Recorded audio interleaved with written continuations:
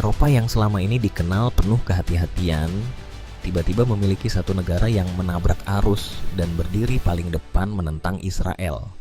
Bahkan patung Benjamin Netanyahu dibakar di jalanan. Sementara sang Perdana Menteri, Pedro Sanchez, justru secara terbuka menuduh Israel melanggar hukum internasional. Ironisnya, ini bukan lagi sekadar kritik moral, melainkan mulai menjelma menjadi tekanan politik dan ekonomi yang nyata. Pertanyaannya, apakah ini bentuk keberanian? Atau justru awal dari retaknya aliansi Barat sendiri? Dan mengapa langkah Spanyol ini malah membuka pintu kedekatan dengan pihak yang selama ini dianggap sebagai lawan? Tonton sampai akhir, karena justru disitulah titik paling mengejutkan akan terungkap.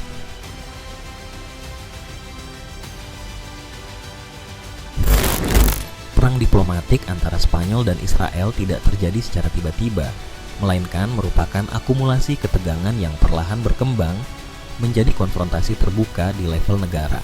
Awalnya, Spanyol hanya dikenal sebagai salah satu suara kritis di Eropa terhadap operasi militer Israel di Gaza.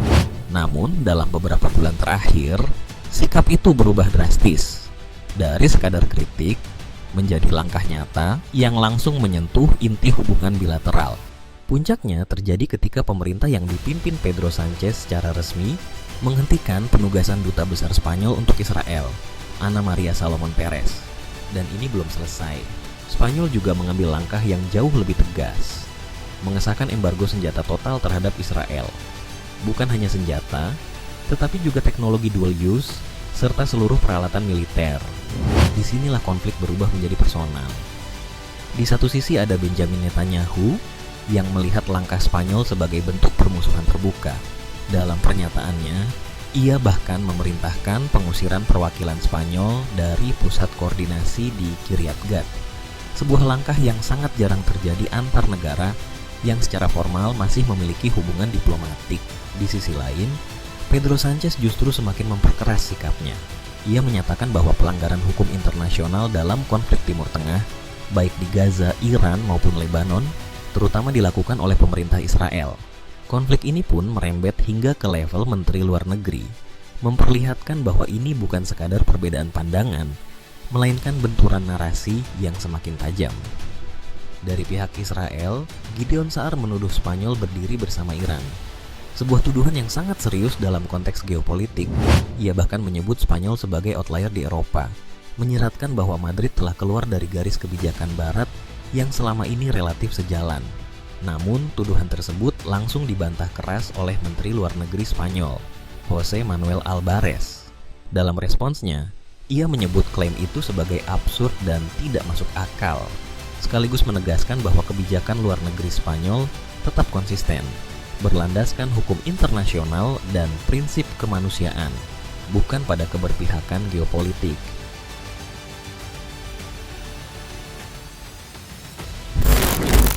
Jika sebelumnya konflik ini terlihat sebagai adu kebijakan dan diplomasi, maka di fase berikutnya ia berubah menjadi sesuatu yang jauh lebih simbolik, bahkan emosional. Spanyol tidak hanya melawan Israel lewat kebijakan, tetapi juga membangun narasi kuat tentang kemanusiaan yang ingin mereka tampilkan ke dunia. Salah satu langkah paling mencolok adalah keputusan untuk membuka kembali kedutaan di Teheran. Di tengah ketegangan global dan setelah gencatan senjata sementara antara Iran dan Amerika Serikat, Spanyol justru mengambil posisi yang berbeda. Dan disinilah ironi mulai terasa. Di saat Spanyol mengklaim membawa pesan damai, di dalam negeri justru muncul ekspresi kemarahan publik yang sangat keras.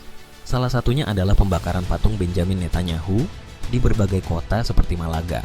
Aksi ini langsung menuai kecaman dari pemerintah Israel yang menyebutnya sebagai bentuk kebencian antisemit.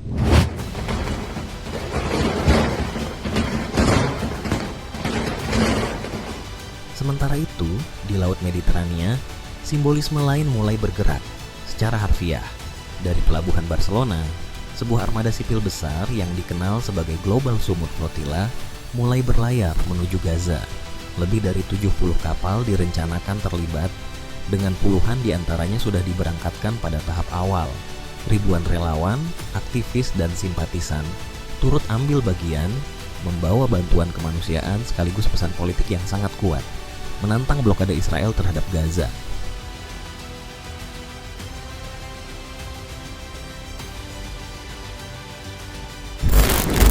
Jika sebelumnya konflik Spanyol-Israel sudah terasa panas, maka ketika memasuki dimensi hubungan dengan Amerika Serikat, situasinya berubah menjadi jauh lebih besar, bahkan mulai menyentuh fondasi aliansi Barat itu sendiri. Semua bermula dari satu angka yang tampak teknis, tetapi dampaknya sangat politis. 5% dari GDP untuk belanja pertahanan. Angka ini didorong oleh Donald Trump kepada negara-negara NATO sebagai standar baru dalam menghadapi ancaman global. Banyak sekutu mulai bergerak ke arah itu. Namun Spanyol justru menolak mentah-mentah.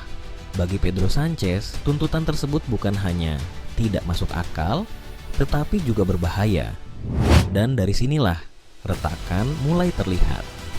Karena di saat banyak negara NATO berupaya menjaga solidaritas, Spanyol justru menunjukkan sikap yang lebih independen, bahkan berani berseberangan langsung dengan Washington. Ini bukan sekadar perbedaan strategi, melainkan perbedaan visi tentang bagaimana dunia seharusnya dijalankan. Ketegangan itu semakin nyata ketika konflik Iran memanas.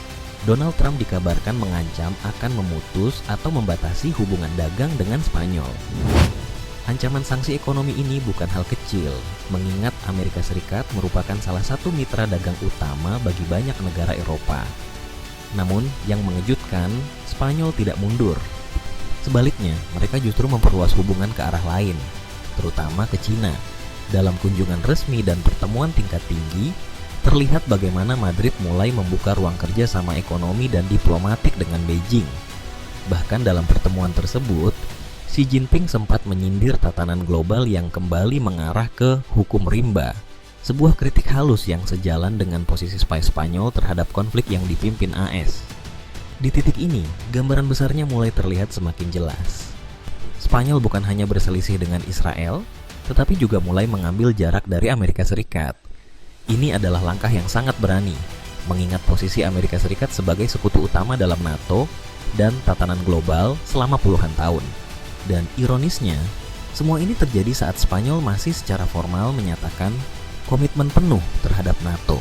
Jadi di satu sisi, mereka tetap menjadi bagian dari aliansi. Namun di sisi lain, mereka menolak arah kebijakan yang dianggap tidak sejalan dengan visi mereka. Ini menciptakan posisi yang unik sekaligus penuh risiko.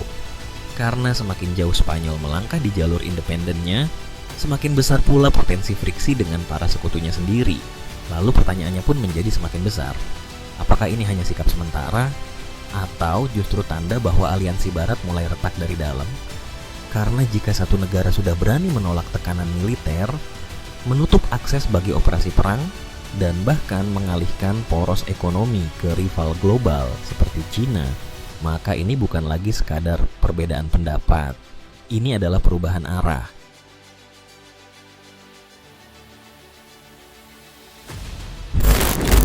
Eskalasi konflik ini akhirnya mencapai titik paling nyata. Bukan lagi sekadar perang kata-kata, melainkan pemutusan kerjasama yang langsung terasa di lapangan. Langkah pertama datang dari Benjamin Netanyahu. Ia secara tegas mengeluarkan Spanyol dari pusat koordinasi Gaza di Kiryat Gat, sebuah mekanisme penting yang selama ini digunakan untuk mengawasi gencatan senjata dan distribusi bantuan kemanusiaan. Ini bukan forum biasa. Di dalamnya terdapat koordinasi antara militer, diplomat, dan berbagai pihak internasional. Artinya, ketika Spanyol dikeluarkan, mereka bukan hanya tidak diajak bicara, tetapi benar-benar diputus dari salah satu jalur utama pengaruh di lapangan. Namun alih-alih mundur, Spanyol justru meningkatkan tekanan. Pedro Sanchez mulai mendorong Uni Eropa untuk mengambil langkah yang jauh lebih tegas, menangguhkan perjanjian kerja sama dengan Israel. Ini merupakan langkah besar, karena jika benar terjadi, maka hubungan ekonomi, politik, bahkan teknologi antara Israel dan Uni Eropa dapat terganggu secara sistemik. Sanchez bahkan memperingatkan bahwa jika Eropa tidak bertindak, maka kredibilitasnya sebagai penjaga hukum internasional akan runtuh. Narasi ini menjadi krusial, karena Spanyol berupaya menggeser konflik ini dari sekadar isu bilateral menjadi ujian moral bagi seluruh Eropa. Dari Italia, Giorgia Meloni mengambil langkah yang cukup mengejutkan, menangguhkan perpanjangan kerjasama pertahanan dengan Israel. Kesepakatan yang sudah berjalan sejak 2005 itu sebelumnya menjadi fondasi hubungan industri militer kedua negara. Ketika dihentikan, hal ini mengirimkan sinyal bahwa bahkan sekutu yang sebelumnya dekat pun mulai mengambil jarak. Apakah ini awal dari isolasi kolektif terhadap Israel? Atau justru awal perpecahan di dalam Eropa sendiri?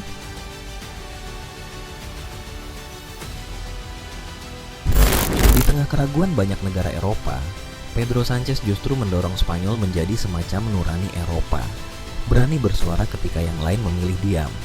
Dari Gaza hingga Iran, sikap Madrid perlahan menggeser arah percakapan global. Namun langkah ini bukan tanpa konsekuensi. Ketika tekanan meningkat dan sekutu mulai terbelah, satu pertanyaan besar pun muncul. Apakah ini awal dari isolasi total bagi Benjamin Netanyahu di panggung internasional? Atau justru Spanyol yang akan berdiri sendirian? Yang jelas, garis telah ditarik dan kini dunia menunggu siapa lagi yang akan ikut menjauh.